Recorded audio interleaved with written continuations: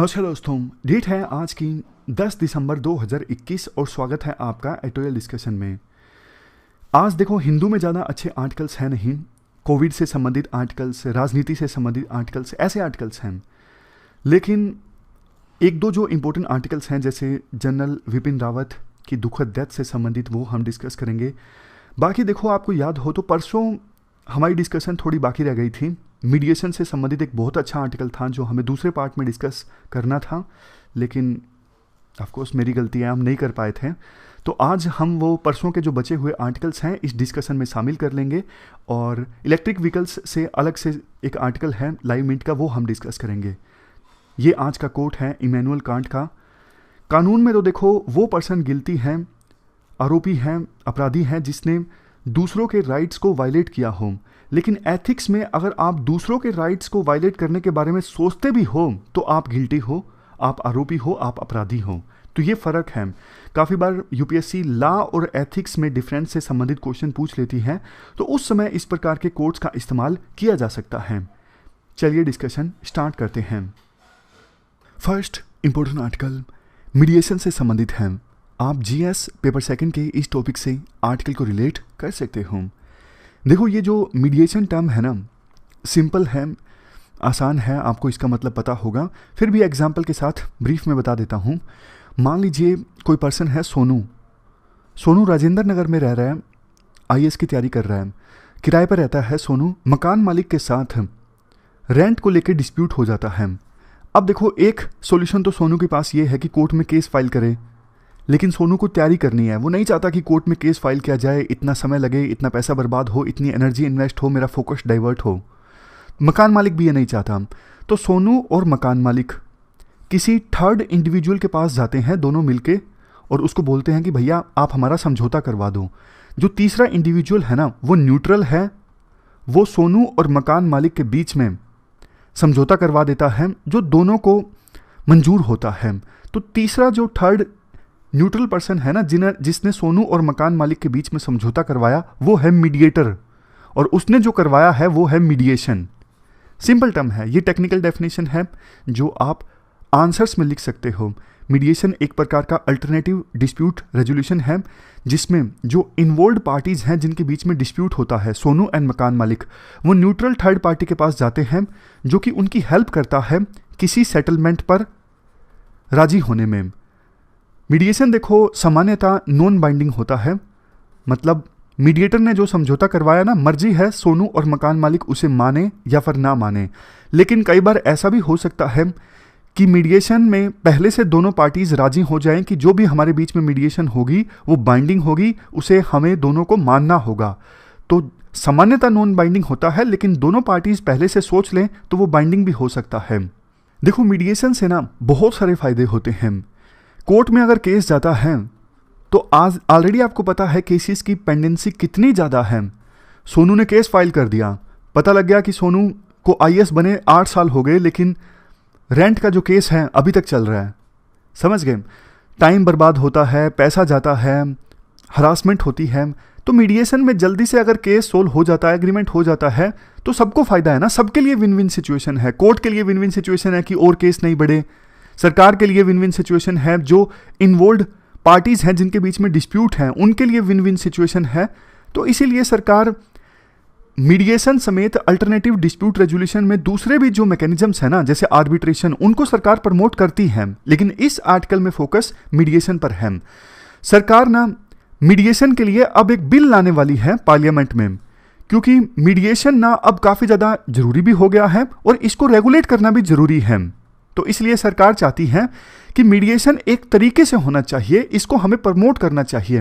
तो इसीलिए सरकार एक बिल लाना चाहती है, और बिल लाने से पहले सरकार ने एक ड्राफ्ट रिलीज किया है, कमेंट मांगे हैं, और उसी ड्राफ्ट पर राइटर ने ये आर्टिकल लिखा है। राइटर कहते हैं देखो, तीनों एस्पेक्ट्स हैं, मतलब बिल कुछ मायनों में अच्छा भी है, कुछ इसमें कमियां भी हैं, और कुछ तो प्रोविजंस ऐसे हैं जिनको देखकर निराश होने की आवश्यकता है। तो सबसे पहले हम चीज़ें डिस्कस करेंगे कि इस ड्राफ्ट में, मीडिएशन संबंधी ड्राफ्ट में अच्छी अच्छी चीज़ें क्या हैं। सबसे पहले तो देखो, बिल में एक चीज़ ये एक्नॉलेज की जाती है कि मीडिएशन को अब एक पूरी तरह से प्रोफेशन मानना जरूरी है।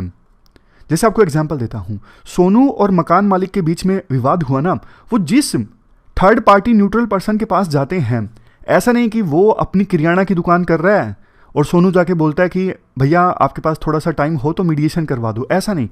जो थर्ड पार्टी इंडिविजुअल हो ना, वो प्रोफेशनल हो, उसका काम ही हो कि दिन रात मीडिएशन करवाना, उसका प्रोफेशन हो। इसके बाद बिल ये भी एक्नॉलेज करता है कि देखो ऑलरेडी कुछ इंस्टीट्यूट्स हमारे देश में ऐसे हैं जो मीडिएटर्स को ट्रेनिंग देते हैं, कुछ और अच्छे इंस्टीट्यूट्स इस्टेब्लिश किए जाएं मीडिएटर्स को ट्रेनिंग देने के लिए, ताकि वो स्ट्रक्चर्ड वे में मीडिएशन करवा सकें। डेफिनेट रूल्स के अकॉर्डिंग रूल्स देखो डिफाइन किए जा सकते हैं। जैसे मीडिएटर पहला क्वेश्चन पूछेगा सोनू से, आप क्या चाहते हो सोनू, कितना रेंट आप देना चाहते हो। फिर मीडिएटर क्वेश्चन पूछेगा किससे, मकान मालिक से, कि आप इतना रेंट क्यों ले रहे हो। इस प्रकार से स्ट्रक्चर्ड वे में दोनों का पक्ष जान के एक सिस्टमेटिक प्रोसीजर के हिसाब से जो मीडिएटर है वो मीडिएशन करवाए, इसके लिए उनको ट्रेनिंग प्रोवाइड कर सकते हैं ये इंस्टीट्यूट्स। नेक्स्ट पॉइंट देखो बहुत इंपॉर्टेंट है। बिल में ये कहा गया है कोई भी लिटिगेशन हो उससे पहले एक बार एक मीडिएशन का सेशन जरूर हो।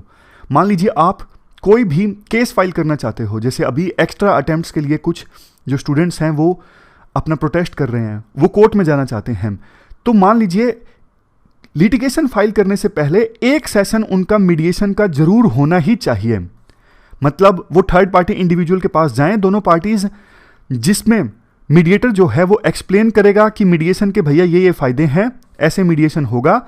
पूरा सेशन अटेंड करने के बाद दोनों पार्टीज की मर्जी है कि वो मीडिएशन को ऑप्ट करना चाहते हैं या फिर कोर्ट में जाना चाहते हैं, लेकिन एक सेशन लिटिगेशन फाइल करने से पहले मीडिएशन का जरूर होना चाहिए, जिसमें मीडिएटर मीडिएशन के फायदे बताएगा और बताएगा कि कैसे आप मीडिएशन को प्रोसीड कर सकते हो। अब मीडिएशन का सेशन अटेंड करने के बाद दोनों पार्टीज राजी हैं तो मीडिएशन कर सकते हैं। दोनों में से एक पार्टी भी अगर नहीं चाहता है कि नहीं मुझे मीडिएशन नहीं करनी, तो भैया जाओ आप कोर्ट में, हमें क्या करना है, मीडिएटर ऐसा बोलेगा।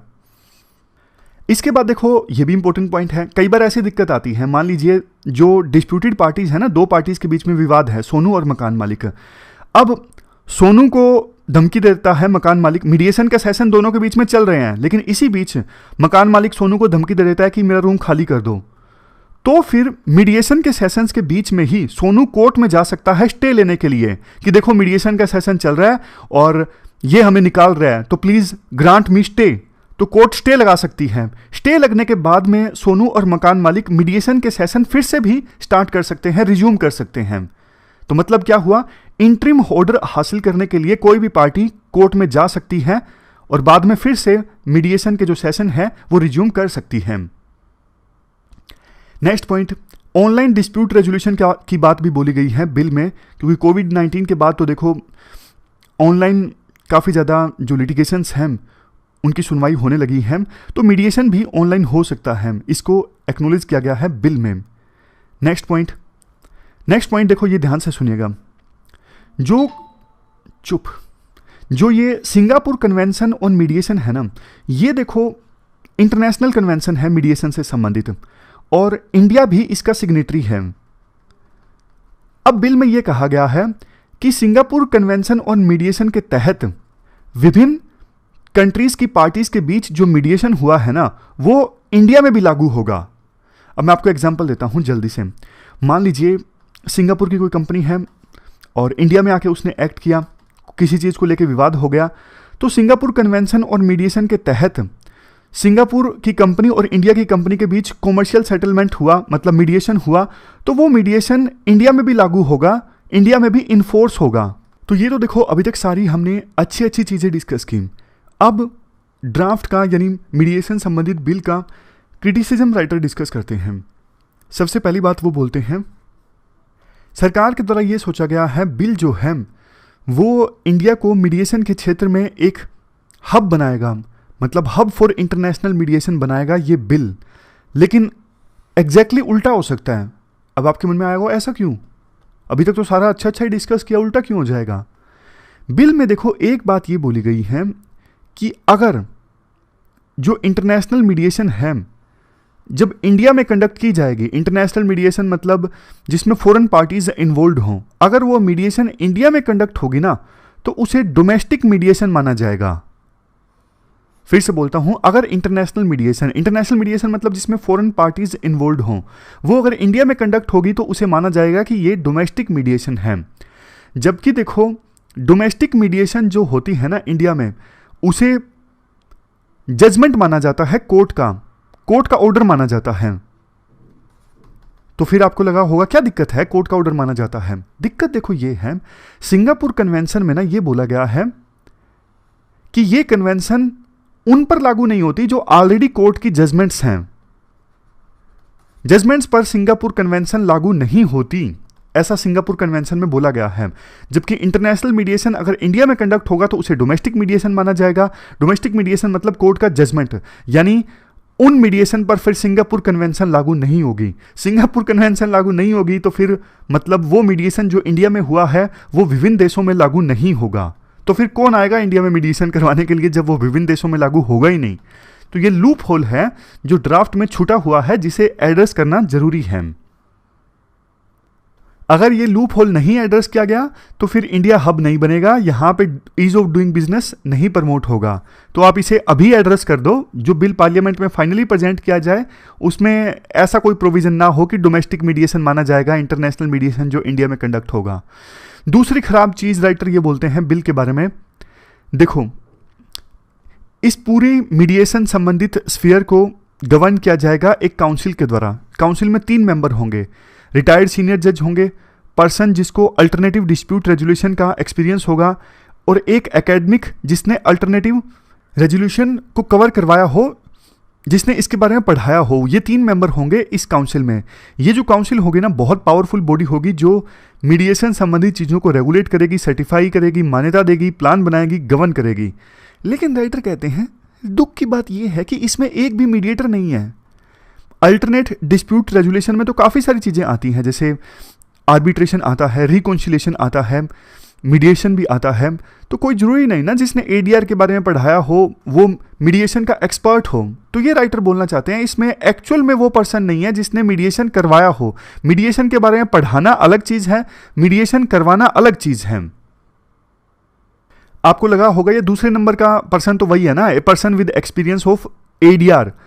तो राइटर कहना चाहते हैं एडीआर में भी किसी को आर्बिट्रेशन का एक्सपीरियंस ज़्यादा हो सकता है ना। मीडिएशन हो सकता है वो बंदा नहीं करवाता हो, वो आर्बिट्रेशन का एक्सपर्ट हो सकता है कि वो रिकॉन्सिलिएशन का एक्सपर्ट हो, मीडिएशन का उसको एक्सपीरियंस ना हो।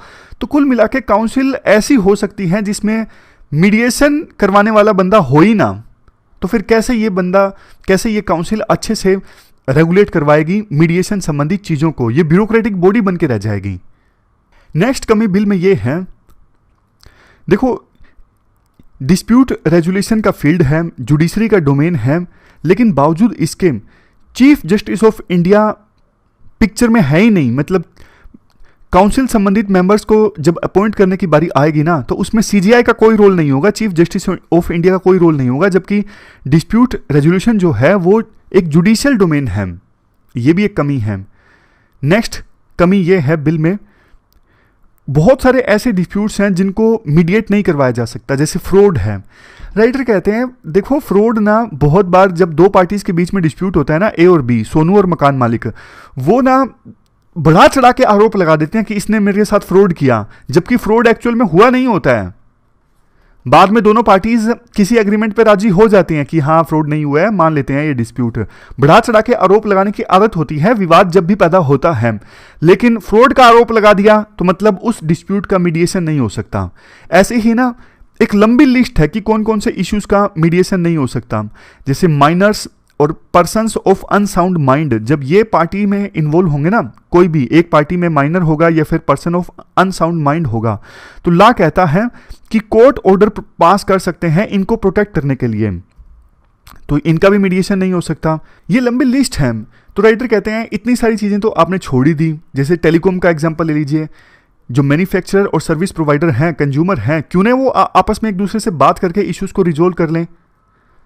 तो आप इतना सारा चीज़ें छोड़ो मत प्लीज़।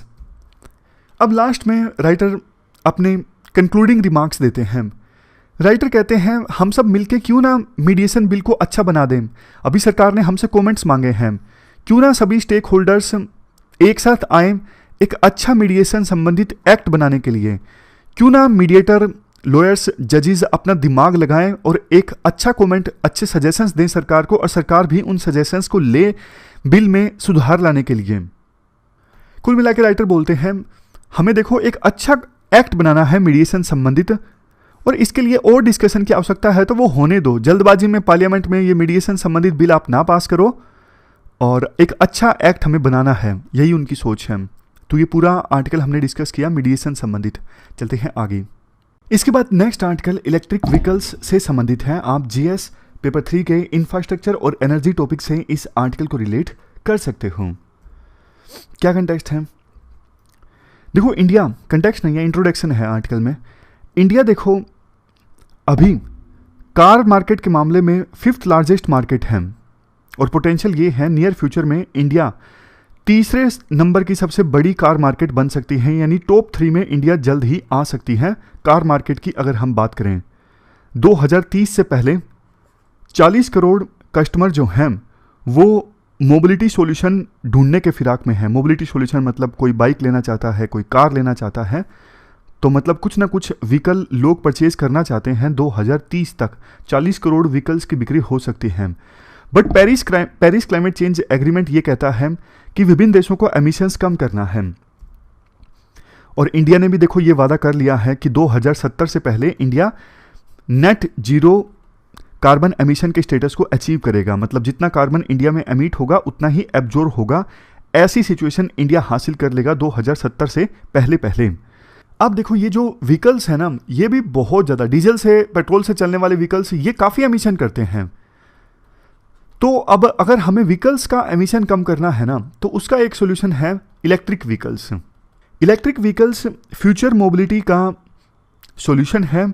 इस पर देखो सभी स्टेक होल्डर्स राजी हैं, मतलब चाहे वो इन्वायरमेंटल एक्टिविस्ट हों, सरकार हों, साइंटिस्ट हों, सबको लगता है कि हम इलेक्ट्रिक व्हीकल्स सड़कों पर दौड़ेंगे तो एमिशन कम होगा। इंडिया में इलेक्ट्रिक व्हीकल्स रफ्तार पकड़ रहे हैं, लेकिन जितनी रफ्तार उन्हें पकड़नी चाहिए, मतलब जितने ज़्यादा बिक्री होनी चाहिए इलेक्ट्रिक व्हीकल्स की, जितने ज़्यादा वो सड़कों पर दौड़ने चाहिए, अभी उतना हो नहीं पा रहे हैं। इश्यूज़ देखो काफ़ी हैं, जैसे कि चार्जिंग इंफ्रास्ट्रक्चर संबंधित इश्यूज़ हैं, और बैटरी की जो कॉस्ट है वो तो over the period of time काफ़ी कम हुई है। पहले बैटरी काफ़ी महंगी आती थी इलेक्ट्रिक व्हीकल्स के लिए, अब धीरे धीरे कॉस्ट जो है वो कम होने लगी है। जितना ज़्यादा कंपटीशन होगा उतना ही ज़्यादा कॉस्ट कम होती जाएगी। जैसे आप सोलर पैनल्स का एग्जांपल लीजिए, सोलर पैनल्स कितने महंगे आते थे, लेकिन धीरे धीरे इनोवेशन आती गई, कंपटीशन बढ़ता गया, तो सोलर पैनल्स आज के समय में काफ़ी सस्ते हो गए हैं। वही चीज़ देखो इलेक्ट्रिक व्हीकल्स के लिए बैटरी के मामले में होगी। इंडिया में देखो इलेक्ट्रिक व्हीकल्स की आवश्यकता इसलिए भी है क्योंकि हमें तो बहुत ज़्यादा जो क्रूड ऑयल है वो इंपोर्ट करना पड़ता है। दूसरे देशों पे निर्भर हैं हम क्रूड ऑयल के इंपोर्ट के लिए। अगर इलेक्ट्रिक व्हीकल से सड़कों पर ज़्यादा दौड़ेंगे तो जाहिर तौर पर हमें क्रूड ऑयल कम इंपोर्ट करना पड़ेगा। हमारी जो डिपेंडेंसी है दूसरे देशों पे, खास करके मिडिल ईस्ट पर, वो कम होगी, और एमिशन तो साथ के साथ कम हो गई। यानी एयर पोल्यूशन जो हर साल एनसीआर में, बाकी इलाकों में इतना ज़्यादा बढ़ जाता है, उसको भी हम एड्रेस करने की दिशा में आगे बढ़ेंगे अगर इलेक्ट्रिक व्हीकल्स सड़कों पर ज़्यादा दौड़ेंगे। इसके लिए देखो सरकार भी सीरियस है। सरकार ने टारगेट रखा है इलेक्ट्रिक व्हीकल्स 30 कैंपेन, मतलब 2030 आते आते जो व्हीकल्स की सेल होगी ना, उसमें से 30% तो इलेक्ट्रिक व्हीकल्स होंगे। अभी जो कॉन्फ्रेंस ऑफ पार्टीज की 26वीं मीटिंग ऑर्गेनाइज हुई थी ना, जिसमें प्रधानमंत्री मोदी गए भी थे, जिन्होंने 5 टारगेट्स इंडिया के लिए रखे हैं, जिन्हें नाम दिया गया पंचामृत टारगेट्स। जैसे कि 2030 आते आते हम 1 बिलियन टन कार्बन एमिशन को कम करेंगे, और जितनी हमारी एनर्जी आवश्यकता होगी उसका 50% रिन्यूएबल एनर्जी से आएगा। ऐसे ऐसे जो 5 टारगेट्स प्रधानमंत्री मोदी ने रखे ना कॉन्फ्रेंस ऑफ पार्टीज की 26वीं मीटिंग में, उनको हमें अचीव करना है। तो उसके लिए भी इलेक्ट्रिक व्हीकल्स का जो रोल है वो इंपॉर्टेंट साबित होने वाला है। और गवर्नमेंट ऑफ इंडिया ने इलेक्ट्रिक व्हीकल्स और इलेक्ट्रिक व्हीकल्स के इकोसिस्टम को प्रमोट करने के लिए काफ़ी सारे स्टेप भी लिए हैं। जैसे देखो पहले एक फेम स्कीम लॉन्च की थी, लेकिन इसको रीमॉडल कर दिया गया, सेकेंड वर्जन लॉन्च किया गया, फेम सेकेंड स्कीम। इसमें सरकार सब्सिडी देती है इलेक्ट्रिक व्हीकल्स के प्रोडक्शन में। उसके बाद देखो production linked incentive scheme for advance chemistry cell for the supplier side. ये प्रोडक्शन लिंक्ड इंसेंटिव स्कीम होती है, ये तो सरकार ने काफ़ी सेक्टर्स में लॉन्च की है, जैसे इलेक्ट्रॉनिक सेक्टर में, कि जैसे जैसे आप जो प्रोडक्शन है वो इंक्रीज़ करोगे आपको इंसेंटिव मिलते जाएंगे, टैक्स में, दूसरी चीज़ों में, ये भी अच्छी स्कीम है। तो ये जो स्कीम सरकार ने लॉन्च की है ना, ये देखो एडवांस्ड केमिस्ट्री सेल के लिए की है, जो कि बैटरी में इस्तेमाल होते हैं। इसके अलावा हाल ही में PLI स्कीम फॉर यानी production linked incentive scheme for auto and automotive components launch की थी for the manufacture of electric vehicles. मतलब इलेक्ट्रिक व्हीकल्स में जो ऑटो एंड ऑटोमोटिव कंपोनेंट्स इस्तेमाल होते हैं, उनके लिए भी सरकार ने ये production linked incentive scheme launch की है, ताकि ये जो कंपोनेंट्स हैं वो हमारे देश में ही ज़्यादा प्रोड्यूस हों, इनको इंपोर्ट ना करना पड़े और इलेक्ट्रिक व्हीकल्स जो हैं वो सस्ते रहें। इसके बाद राइटर चैलेंजेस की बात करते हैं। देखो सबसे बड़ा चैलेंज तो बैटरी मैन्युफैक्चरिंग से संबंधित है। एक अनुमान के अनुसार 2020-30 में पूरा मिला के हमें बैटरी डिमांड की आवश्यकता होगी 900 से लेके 1100 गीगावाट आवर के बीच। लेकिन इंडिया में ना बैटरी मैन्युफैक्चर करने का बेस नहीं है, तो हमें इंपोर्ट करनी पड़ती है। ये डिमांड इतनी ज़्यादा होगी लेकिन मैन्युफैक्चरिंग बेस इंडिया में है नहीं, तो इंडिया को इंपोर्ट करना पड़ेगा। गवर्नमेंट डेटा के अनुसार 2021 में इंडिया ने $1 बिलियन की कीमत के लिथियम आयन सेल्स जो हैं वो इंपोर्ट किए हैं। सोच के देखो, ये अगर इंडिया में मैन्युफैक्चर होते तो इंडिया को कितना फ़ायदा होता। हम नेक्स्ट चैलेंज ये है, 2018 में देखो इंडिया में सिर्फ 650 चार्जिंग स्टेशंस थे, जो कि देखो बाकी देशों के अपेक्षाकृत काफ़ी ज़्यादा कम है। यहाँ पे तो नेबरिंग काउंटर पार्ट्स लिखा हुआ है, मतलब हमारे पड़ोसी देशों के अपेक्षाकृत। मुझे लगता नहीं वैसे पाकिस्तान में, बांग्लादेश में या फिर हमारे आस पड़ोस के और देश हैं, नेपाल में, यहाँ पे ज़्यादा चार्जिंग स्टेशंस होंगे। मतलब कंपैरिजन देखो चाइना से हो, डेवलप कंट्रीज से हो या फिर even south east Asian countries से हो, तो इंडिया कंपैरिजन में पीछे छूट सकता है, इनसे भी पीछे है, चेक करना पड़ेगा। तो next point, lack of charging stations की वजह से कंज्यूमर्स जो हैं वो फिर इलेक्ट्रिक व्हीकल लेना नहीं चाहते। जो लंबी दूरी की यात्रा करना चाहते हैं ना, उन्हें लगता है कि यार चार्जिंग स्टेशन बीच में मिलेगा नहीं, फिर इलेक्ट्रिक व्हीकल लेने का फ़ायदा नहीं है। चार्जिंग इंफ्रास्ट्रक्चर ज़्यादा अच्छा होगा ना, तो उतने ही ज़्यादा लोग अट्रैक्ट होंगे इलेक्ट्रिक व्हीकल्स परचेज करने के लिए। नेक्स्ट पॉइंट, अभी देखो 12 घंटे लगते हैं एक इलेक्ट्रिक व्हीकल को फुली चार्ज करने के लिए, तो चार्जिंग स्लो है। मतलब कई बार इतना इंतज़ार क्लाइंट कर नहीं पाएगा ना, 12-12 घंटे इंतज़ार करो फिर पूरा चार्ज होगा। Next point, basic electric car की जो कॉस्ट है ना वो ज़्यादा है। मतलब पॉइंट ये है, जैसे आप डीजल और व्हीकल परचेज करोगे पेट्रोल वाला, तो वो 3 लाख से आप परचेज कर सकते हो सकता है 2.5 लाख में भी कोई आ जाए, जैसे मारुति आल्टो। मुझे कार का इतना है नहीं, मतलब कोई इंटरेस्ट ज़्यादा शौक नहीं है, तो एग्जैक्टली मुझे पता नहीं। लेकिन पॉइंट ये है, राइटर बोलना चाहते हैं इलेक्ट्रिक व्हीकल्स की जो रेंज है ना वो हायर साइड से शुरुआत होती है, हो सकता है 7-8 लाख 10 लाख, और जो पेट्रोल और डीजल वाले व्हीकल्स की जो रेंज है ना वो सस्ते से स्टार्ट हो जाती है 2-3 लाख। मतलब आपको ज़्यादा पता होगा कि कौन सा इलेक्ट्रिक व्हीकल सबसे सस्ता है, लेकिन पॉइंट यही है। उसके बाद पॉलिसी चैलेंजेस की बात है। देखो इंडिया में ना कई बार सरकारें ना पॉलिसी बहुत जल्दी पलट देती हैं। जैसे सबसे गंदा एग्जांपल दिया जाता है रिट्रोस्पेक्टिव टैक्सेशन का, जो 2012 में आया था, अब तो सरकार ने इसे ख़त्म कर दिया। तो अगर इस प्रकार से पॉलिसी इनस्टेबल होगी ना, सरकार चेंज करती रहेगी, फिर कौन इतना पैसा इन्वेस्ट करेगा इलेक्ट्रिक व्हीकल्स की मैन्युफैक्चरिंग में? क्योंकि ना इलेक्ट्रिक व्हीकल्स का सेक्टर है ना कैपिटल इंटेंसिव सेक्टर है, बहुत सारा पैसा आप इन्वेस्ट करोगे तब जाके तो आपका प्रॉफिट आना स्टार्ट होगा कुछ समय के बाद। लेकिन इसी बीच मान लो सरकार ने पॉलिसी पलट दी, प्रोडक्शन लिंक्ड इंसेंटिव स्कीम खत्म कर दी, फेम सेकंड स्कीम खत्म कर दी, फिर कहाँ जाएगा मैन्युफैक्चरर बेचारा? वो तो बोलेगा कि हमने सरकार की पॉलिसी देख के इतना सारा पैसा इन्वेस्ट किया, आपने तो पॉलिसी बंद कर दी वो। नेक्स्ट चीज़ देखो, इलेक्ट्रिक व्हीकल्स के जो कोर है ना वो टेक्नोलॉजी है, जैसे बैटरी की टेक्नोलॉजी, सेमीकंडक्टर की टेक्नोलॉजी, कंट्रोलर संबंधित टेक्नोलॉजी। इंडिया इन टेक्नोलॉजीज़ के मामले में ना अभी बहुत आगे नहीं है। जैसा हमने डिस्कस भी किया कि बैटरीज को हमें इंपोर्ट करना पड़ता है। दूसरा, इलेक्ट्रिक व्हीकल्स की जब सर्विसिंग होती है ना उसमें हायर स्किल की आवश्यकता होती है एज कंपेरिजन टू जब डीजल और पेट्रोल से चलने वाले व्हीकल्स की सर्विसिंग होती है। तो अभी हमारे देश में डेडिकेटेड ट्रेनिंग कोर्सेज भी नहीं है जिसकी सहायता से जो प्रोफेशनल्स हैं उनको सिखाया जा सके कि भैया आप ऐसे इलेक्ट्रिक व्हीकल्स की सर्विस कर लो। तो यहाँ पे भी दिक्कत है। नेक्स्ट दिक्कत ये है, चलो हमने बैटरी के मामले में टेक्नोलॉजी हासिल कर भी ली, लेकिन बैटरी में जो मटेरियल लगेगा ना, जैसे लिथियम है, इसके रिजर्व हमारे देश में नहीं है, ये हमें दूसरे देशों से इंपोर्ट करने पड़ते हैं। तो जैसे हम क्रूड ऑयल के लिए दूसरे देशों पर डिपेंडेंट हैं, उसी प्रकार से लिथियम के लिए भी हम दूसरे देशों पर डिपेंड हो जाएंगे। हालांकि देखो, एक बहुत अच्छा आर्टिकल आया था लिथियम में सेल्फ सफिशिएंसी हासिल करने से संबंधित। मैं आपको ढूंढ के वो आर्टिकल लगाता हूं ताकि वो आप रिवाइज कर सको, कैसे हम लिथियम बैटरी के मामले में सेल्फ सफिशिएंसी हासिल कर सकते हैं। पहले इस आर्टिकल को हम कंप्लीट कर लेते हैं। इसके बाद वे फॉरवर्ड में बोला जाता है कि देखो, इलेक्ट्रिक व्हीकल्स जो हैं वो ओवरऑल जो एनर्जी सिक्योरिटी सिचुएशन है ना, उसमें इंप्रूवमेंट लाएंगे। रिन्यूएबल एनर्जी हमारे देश में ज़्यादा इस्तेमाल होगी, ना सिर्फ पोल्यूशन कम होगा बल्कि और भी बहुत सारे बेनिफिट्स हैं इलेक्ट्रिक व्हीकल्स अगर सड़कों पर ज़्यादा दौड़ेंगे। जैसे local electric vehicles manufacturing industry अगर प्रोस्पर होती हैं तो जॉब क्रिएशन होगा बहुत ज़्यादा इंडिया में। इलेक्ट्रिक व्हीकल्स ज़्यादा अगर चलेंगे तो ग्रिड भी मजबूत होगा, रिन्यूएबल एनर्जी का जो पेनिट्रेशन है वो ज़्यादा होगा, मतलब बहुत सारे फायदे हैं। लेकिन जो हमने चैलेंजेस डिस्कस किए ना, उन चैलेंजेस को एड्रेस करना जरूरी है। जैसे देखो, इलेक्ट्रिक व्हीकल चार्जिंग इंफ्रास्ट्रक्चर की बात करें तो लोकल इलेक्ट्रिक सप्लाई से पावर हासिल की जा सकती है। सीएनजी पंप्स जो कमर्शियल इस्टेब्लिशमेंट जैसे मॉल, रेलवे स्टेशन हैं, वहाँ पे चार्जिंग पॉइंट्स लगाए जा सकते हैं। मिनिस्ट्री ऑफ पावर का कहना है कि एटलीस्ट हर 3 किलोमीटर के ग्रिड में एक चार्जिंग स्टेशन होना चाहिए, और हर 25 किलोमीटर हाईवे है तो हर 25 किलोमीटर के बाद चार्जिंग पॉइंट होना चाहिए।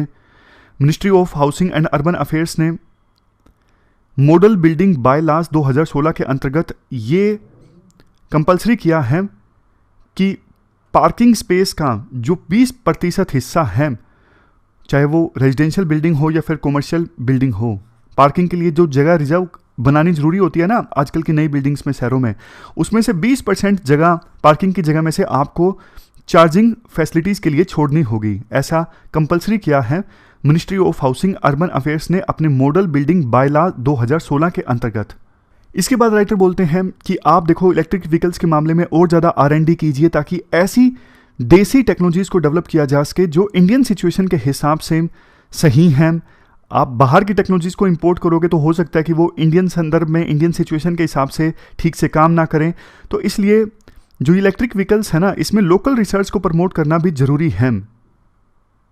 इसके लिए local universities, existing industrial hubs, उनका इस्तेमाल किया जा सकता है। इंडिया इसके लिए दूसरे देशों के साथ मिलकर भी काम कर सकता है। तो ये वे फॉरवर्ड था। तो हमने इलेक्ट्रिक व्हीकल्स से संबंधित आर्टिकल डिस्कस किया। अब आपको वो रिवाइज कर लीजिए आप, जो मैं बोल रहा था, लिथियम आयन बैटरी के मामले में इंडिया कैसे सेल्फ सफिशिएंसी हासिल कर सकता है। सबसे पहला सजेशन देखो ये है, इलेक्ट्रिक व्हीकल्स के लिए पूरे इकोसिस्टम को डेवलप किया जाए। ऐसा नहीं कि आप सिर्फ कॉस्ट कम कर दो, चार्जिंग इंफ्रास्ट्रक्चर पर ध्यान ना दो, नहीं, एक कॉम्प्रिहेंसिव इकोसिस्टम हमें तैयार करना है ताकि उस इकोसिस्टम में इलेक्ट्रिक व्हीकल्स ज़्यादा से ज़्यादा अडोप्ट हों। दूसरा, हमें देखो बैटरीज पे भी अब फोकस करना है क्योंकि इलेक्ट्रिक व्हीकल्स में 50% जो कॉस्ट है वो तो बैटरीज की होती है। तीसरा, कॉर्पोरेट ग्रुप्स का सहयोग लिया जा सकता है। उनकी जो कॉर्पोरेट सोशल रिस्पॉन्सिबिलिटी होती है, उस रिस्पॉन्सिबिलिटी के तहत कॉर्पोरेट ग्रुप्स चार्जिंग स्टेशंस में इन्वेस्ट करें। तीसरा, बैटरी मैन्युफैक्चरिंग प्लांट्स इस्टेब्लिश करने के लिए हमें प्राइवेट इन्वेस्टमेंट को इन्वाइट करना होगा। अगर देखो प्राइवेट कंपनीज के बीच कंपटीशन होगा तो कम कॉस्ट की जो बैटरीज हैं उनका प्रोडक्शन भी हो सकेगा, और इसके लिए R&D चाहिए, रिसर्च एंड डेवलपमेंट चाहिए। रिसर्च एंड डेवलपमेंट के लिए सरकार को अपनी तरफ से प्रयास करने होंगे। नेक्स्ट, एक पूरा देखो इलेक्ट्रिक व्हीकल्स के लिए पॉलिसी रोड मैप तैयार करने की आवश्यकता है ताकि इन्वेस्टमेंट को प्लान किया जा सके। नेक्स्ट, बोलिविया, ऑस्ट्रेलिया, चिली, इन देशों में लिथियम के फील्ड्स हैं, उनको एक्वायर किया जा सकता है। सबसे लास्ट में कुछ छोटे छोटे दूसरे प्रोविजंस जैसे इलेक्ट्रिक व्हीकल्स के लिए रोड टैक्स को माफ़ किया जा सकता है, रजिस्ट्रेशन फीस माफ़ की जा सकती है या फिर कम की जा सकती है इलेक्ट्रिक व्हीकल्स के लिए, GST रिफंड्स, और सबसे लास्ट में free parking for electric vehicles, मतलब इलेक्ट्रिक व्हीकल्स के लिए पार्किंग फ्री की जा सकती है। तो ये कुछ सजेशंस दिए गए हैं आर्टिकल में जिनकी सहायता से इलेक्ट्रिक व्हीकल्स के अडोप्शन को बूस्ट किया जा सकता है। इसके बाद next article chief of defence staff general Vipin Rawat की डेथ से संबंधित है। जैसा कि आप जानते हो, उनका हेलीकॉप्टर क्रैश हो गया जिसमें टोटल 14 लोग सवार थे। अभी 13 लोगों की डेथ की पुष्टि हो चुकी है और एक ग्रुप कैप्टन वरुण वो लाइफ सपोर्ट पर है। भगवान से प्रार्थना है, उम्मीद है कि वो जल्द से जल्द स्वस्थ हो जाएं। तो देखो आर्टिकल में ये बोला जाता है, इंडिया ने बहुत ही ज़्यादा कैपेबल और एक्सपीरियंस्ड मिलिट्री लीडर को खो दिया है इस हादसे की वजह से। जनरल विपिन रावत हमारे देश के first chief of defence staff थे।